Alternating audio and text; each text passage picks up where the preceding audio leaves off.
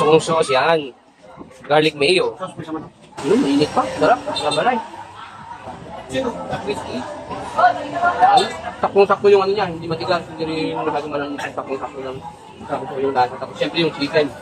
So garlic mayo yung binili ko mga kalig. Sobrang crunchy ng chicken.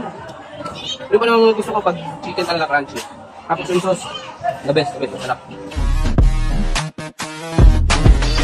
Yo! What's up mga kaligan? Dito nga tayo ngayon sa pwesto ni Chef Dax, ang isa sa mga kasamahan ko sa XB Jensen. Siyempre, binisita natin siya kasi namimiss na natin siya at para matikman na din natin yung mga luto niya dito. Ayan, no?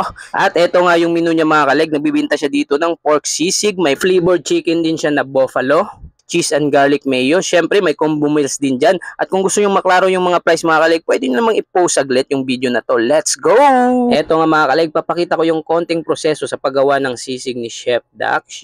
Siyempre, pag sisig, hindi talaga nawawala yung itlog. Ayan, hinahalo na niya mga kalig. Yun o, nilagyan pa ng toyo. Sarap na sarap ako dyan. Siyempre, mamaya titikman natin yan. At bago ang lahat, i-interviewin muna natin si Chef Dax, si Donald, kung kamusta naman yung business niya dito sa Jensen. Let's go! Yo, what's up mga kalig?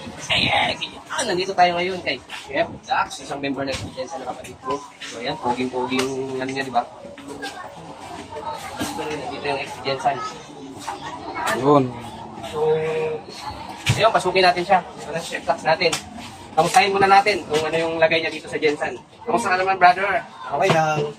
Masaya. Masaya. Ito yung pinagkakabalahan mo ngayon. Ito na. Ay, maganda mag-negosyo kasi hawak lang ang oras. So, ayun. So, ngayon, titignan natin. Order tayo. Siyempre, titikman natin yung pagkain ni Chef Dax para malaman natin kung masarap ba o hindi. Kasi kung hindi, di nawakain dito. So, no? Okay, wait lang.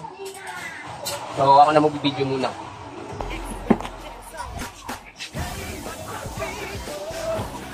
Ito ako para medyo.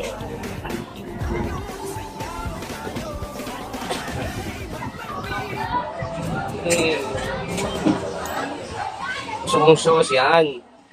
Garlic mayo. So ito po yung mga sauce ng chicken niya.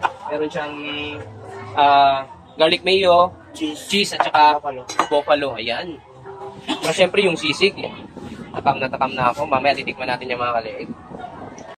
So yun, titikman na natin yung sisig at chicken. Pero bagong lahat, syempre pag may sisig, talagay muna natin yung kalamansi. Yun no? Lagay natin sa gilid. Tapos halo natin konti. Unang tikim. Sisig ni Chef. Mainit pa. Sarap. Nabalay. Sakong-sakto yung ano niya. Hindi matigas. Hindi rin nagagaman ng sakong-sakto lang. Sakong yung lasa. Tapos syempre yung chicken. So garlic mayo yung binili ko mga kalig. Sobrang crunchy ng chicken. Yung pa naman gusto ko pag chicken talaga crunchy. Tapos yung sauce, the best. Masarap. So, paano ba yan? Kain na muna kami. Bye-bye.